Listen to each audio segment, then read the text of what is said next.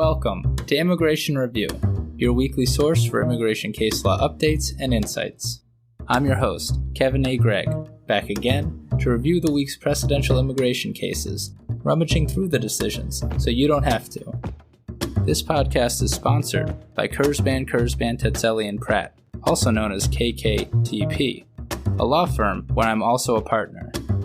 Whether you are facing an immigration obstacle, a serious injury, or a legal issue in your business, KKTP will aggressively protect your best interests. This podcast is also sponsored by Serenade e-Immigration.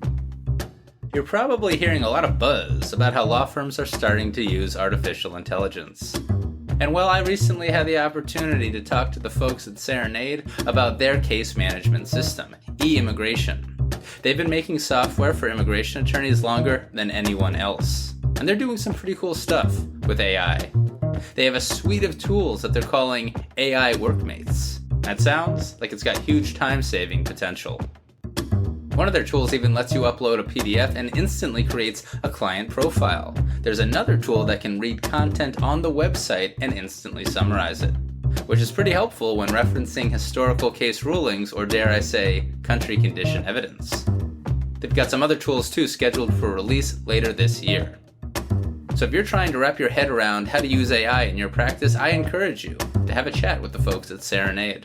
Also, check out their blog at serenade.com/blog for their recent articles on AI in legal practices. Or, of course, click on the link in the show notes. And as always, this show does not constitute legal advice and has no bias other than to keep you up to date and to enable you, my dear colleagues, to excel in court. So, without further ado, let's start the review.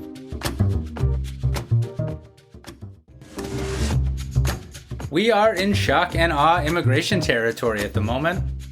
And like I promised last week, I will not be discussing every unfortunate twist and turn that this administration takes us down these next 4 years. I will admit though, even with the administration making plans to create an internment camp-esque facility on Guantanamo Bay, Acting EOIR Director Owens' quote, core policy values, end quote, memorandum caught my eye this week. Namely, the acting director's mention of, quote, so-called elites, end quote, within EOIR and, quote, secret operational policies related to case adjudications, end quote. It is quite frankly unlike anything I've ever seen from DOJ or EOIR, but I suppose I could say that many times this week. I look forward to hearing about actual specifics in the years to come. Anyway, enough of that. All hail the pod's recent patrons, Amy Meyer-Salins, Ruth Lane, and Michelle Edstrom. Your support is very much appreciated, as is that of all the podcast's lovely Patreon people. Not gonna lie, my favorite supporter of late might be the member known in the platform as, quote, Anonymous Scott, end quote. I know who you are, Scott.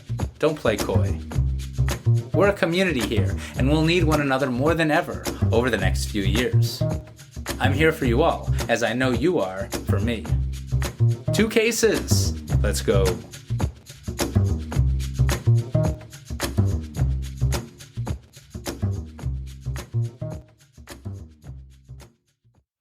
Starting off with matter of Baeza-Galindo, published by the BIA.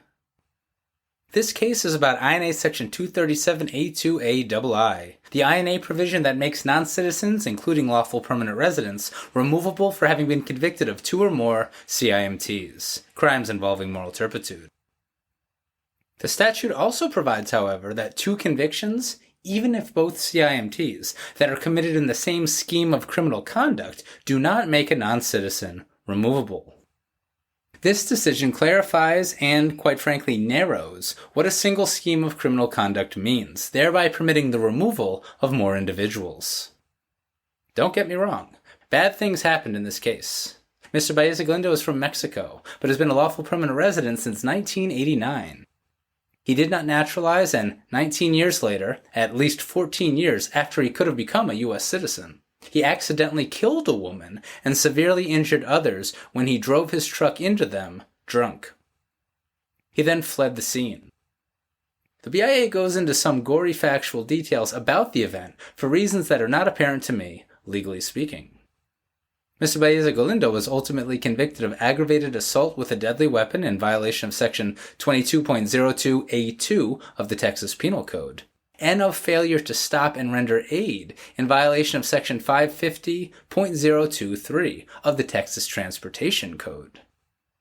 DHS brought the Section 237A2AII removability allegation, and no one disputes that both crimes are CIMTs.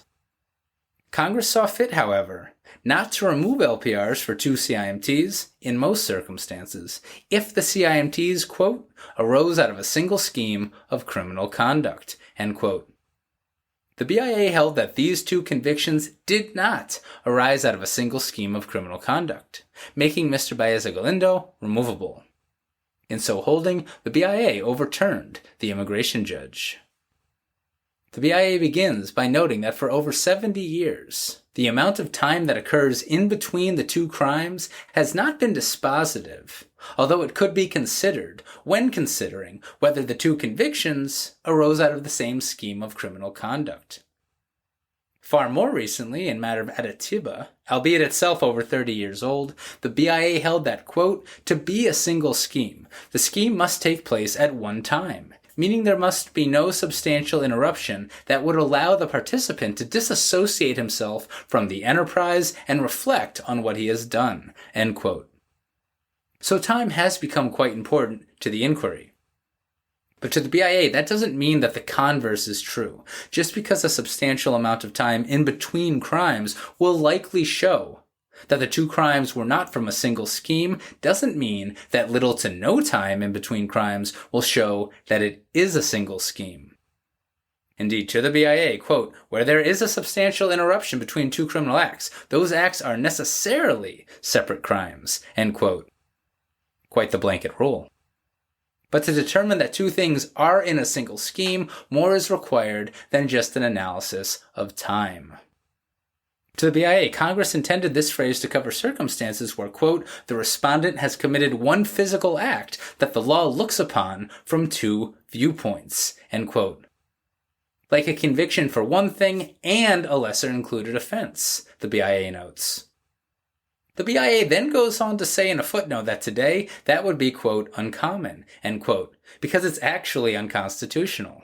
That is, being convicted of one thing and a lesser included offense. So not so much uncommon, but impossible, I suppose. And I'm therefore not quite sure what the BIA believes Section 237A2AII then means. Seems like the BIA has, in part, effectively written out the, quote, single scheme, end quote, qualifier of the two CIMTs statute. Well, on the other hand, the BIA does explain later that factually, quote, it also includes instances in which the defendant performs a single act that concurrently harms multiple victims in essentially the same way, end quote. Fair enough. And under the single scheme finding, you could have a situation where there's crimes that, quote, within a comparatively short time of each other involve the same parties, and the first act or acts are committed for the purpose of making possible the specific criminal objective accomplished by the last of the criminal acts, end quote. So that's another example. And here's a concrete one, quote, a typical example is an assault on a guard while committing a larceny, end quote. Fair enough. So I suppose it's the criminal intent that matters. In this example, the intent was always to commit larceny. I suppose if you've got the same criminal intent, you very well might likely have a single scheme of criminal conduct. This here, in this case, is different. The first conviction was for an act, and then the second conviction was essentially for fleeing. Quote, attempting to avoid capture or responsibility for a completed crime does not facilitate its accomplishment, end quote. Different intents, not the same scheme, reasoned the BIA. In quite the counterintuitive and inflammatory sentence, the BIA concludes and notes what would have prevented Mr. Baeza-Galindo's removal, but which did not occur here. Quote, nothing in the record suggests that the respondent intentionally drove his truck into two young mothers and their infants for the purpose of thereafter leaving them dead and injured in the road, end quote. That would be the same scheme of criminal conduct. This is not. And it means that Mr. Baeza-Galindo is removable. I note simply that, as a straight statutory interpretation case, all 11 circuits will likely have the final say on this issue due to Loper Bright. So review your circuit precedent that already exists in your case and preserve the issue. And that is matter of Baeza-Galindo.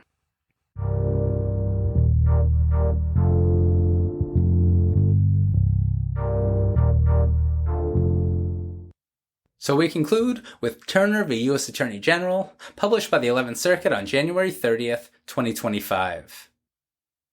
This case is about derivative naturalized U.S. citizenship. Judges Jordan and Lagoa, with District Court Judge Eileen Cannon sitting by designation, were on the panel.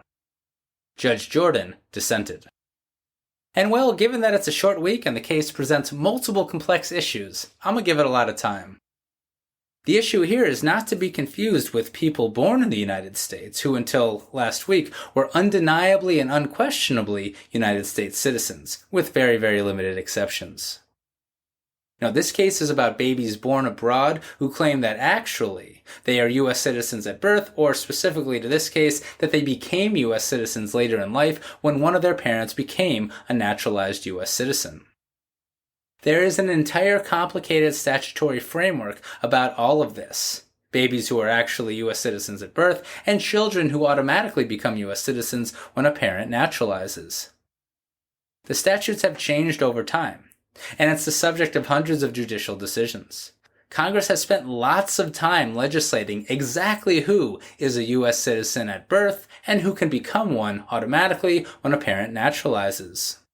Multiple statutory sections that are quite complicated cover these issues, and they have changed a few times over the last century.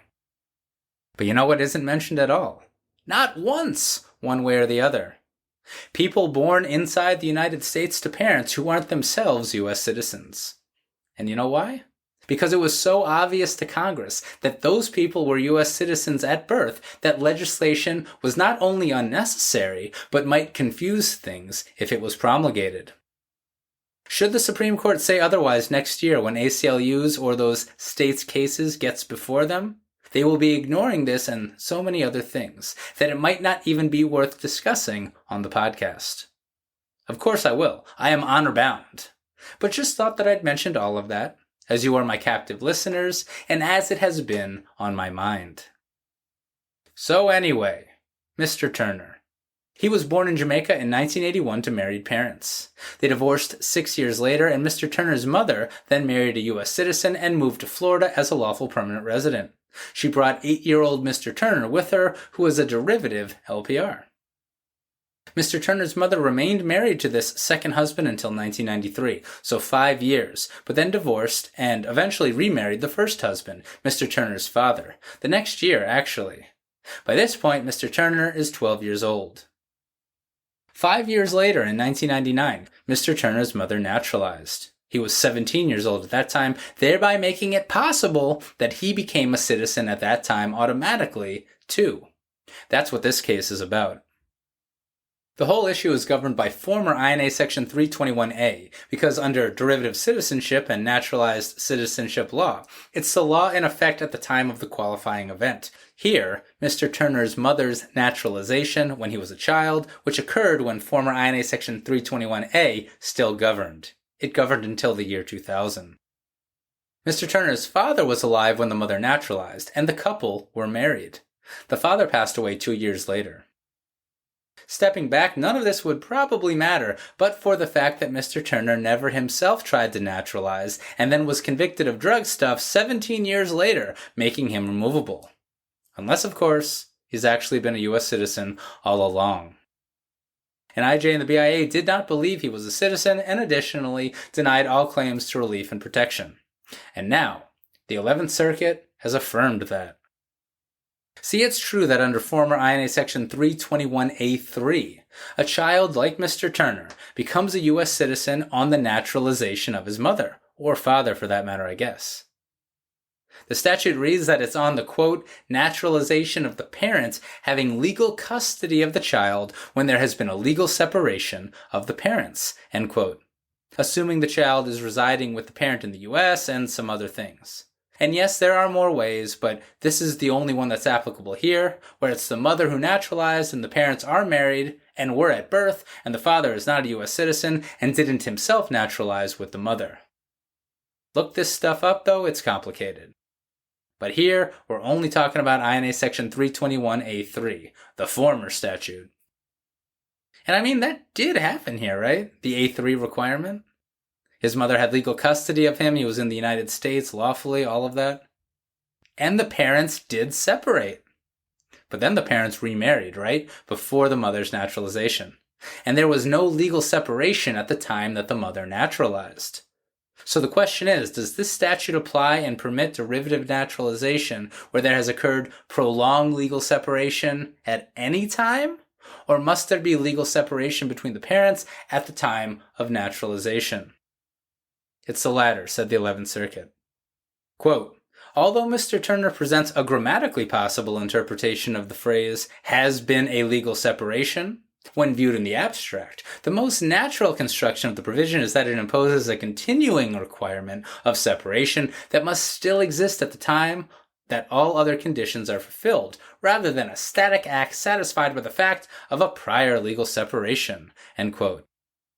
Yes, the statute refers only to a situation where there, quote, has been, end quote, a legal separation of the parents, and that 100% occurred here. And true, quote, Congress's choice of verb tense can be significant in discerning a statute's meaning, end quote. Here Congress chose the present perfect tense, and explains Justice Scalia's old friend Brian Gardner, who is all the rage these days, quote, sometimes the present perfect tense represents an action as having been completed at some indefinite time in the past. But sometimes, too, the present perfect indicates that an action continues to the present, end quote. So it could be either, based simply on the tense and verbs used by Congress, reasoned the 11th Circuit. One of them saves Mr. Turner and makes him a U.S. citizen. The 11th Circuit chose the other one. Looking at INA Section 321A, reasoned the court. The naturalization of the parent is the triggering event. There's a focus on naturalization. To the court, then, the statutory framework, quote, does require that the conditions relevant to single-parent derivative citizenship all be in effect at the time the last condition is met, which in the case of Mr. Turner is naturalization of his mother, end quote.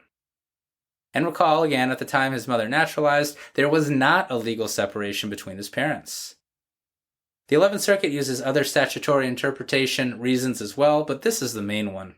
After all, reasoned the court, if Congress wanted it to just be about legal separation at some point in the past, Congress could have said, quote, was a legal separation, end quote, rather than tether it to circumstances where there, quote, has been, end quote, a legal separation. As this very case shows, legal separation isn't immutable. To the court, the 11th Circuit's reading here also aligns with some dicta in a prior 11th Circuit decision, always comforting to the court. And after all, the whole point of permitting automatic naturalization of a child when one parent naturalizes is because where there's a legal separation and the naturalizing parent has the legal and physical custody of the child, quote, the interests of the non-citizen parent are decidedly less, end quote. So from a policy standpoint, to the 11th Circuit, it's less problematic to make the child a U.S. citizen even if the other parent is not, where the U.S. citizen naturalizing parent is the one with the legal and physical custody. But again, wasn't the case here because there was no legal separation. So the father's interest in his child remained equal to the mother's. The 11th Circuit explains that all of this aligns with decisions out of the 5th, 3rd, and 9th Circuits. It had to distinguish a Supreme Court decision and a very smart argument about the use of the phrase, quote, has been, end quote, in the firearm context, so good researching counsel. But distinguished it was. Final thing to remember, before I get to some other stuff, recall that all of this is concerning a version of the statute that hasn't existed for 25 years, but that governs in derivative naturalization cases where the triggering event, that is naturalization of the parent, happened pre-new statute in the year 2000. If that wasn't riveting enough, let's dive into some admin law and the dissent.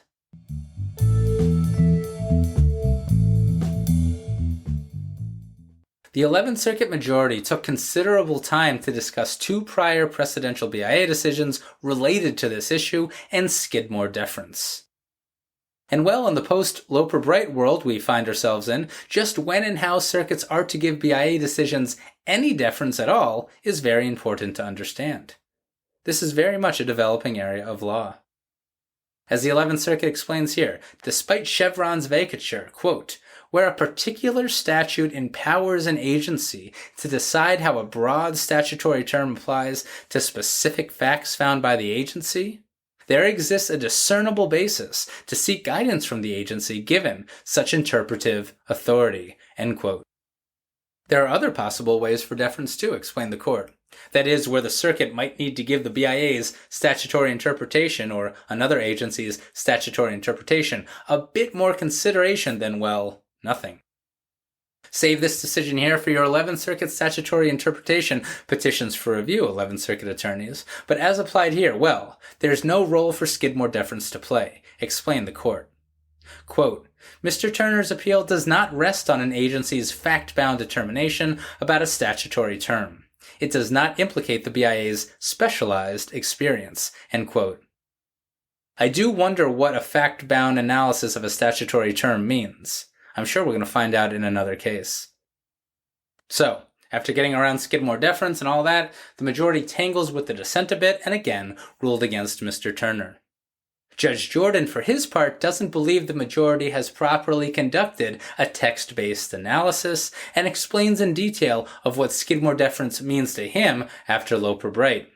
An important read if he's ever on one of your panels.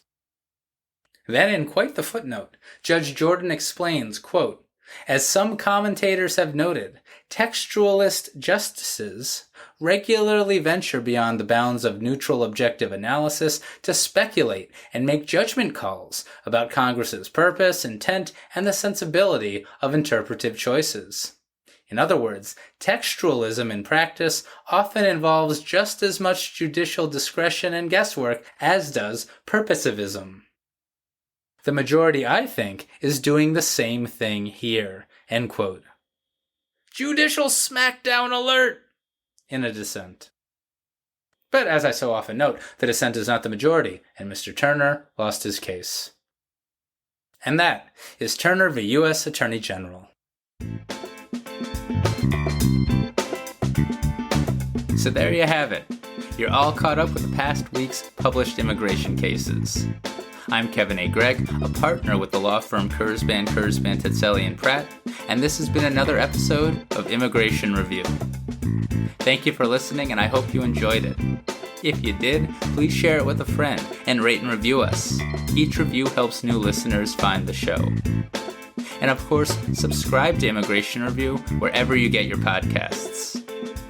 If you like what we do and want to become a patron of the show, please check out our Patreon page at www.patreon.com/Immigration Review or click on the link in the show notes. And if you're interested in an official Immigration Review CLE certificate, email me at kgreg@kktplaw.com with your full name and the episode numbers for the 10 shows you've listened to. Also, feel free to email me with questions, comments, or anything at all, and follow the show on Instagram and Facebook at Immigration Review, or send us a tweet at ImReview, that's IMM Review. And you know, we're always interested in hearing listener feedback. Like this review about the episode you just listened to, from my very young son. Son, how did you like that episode?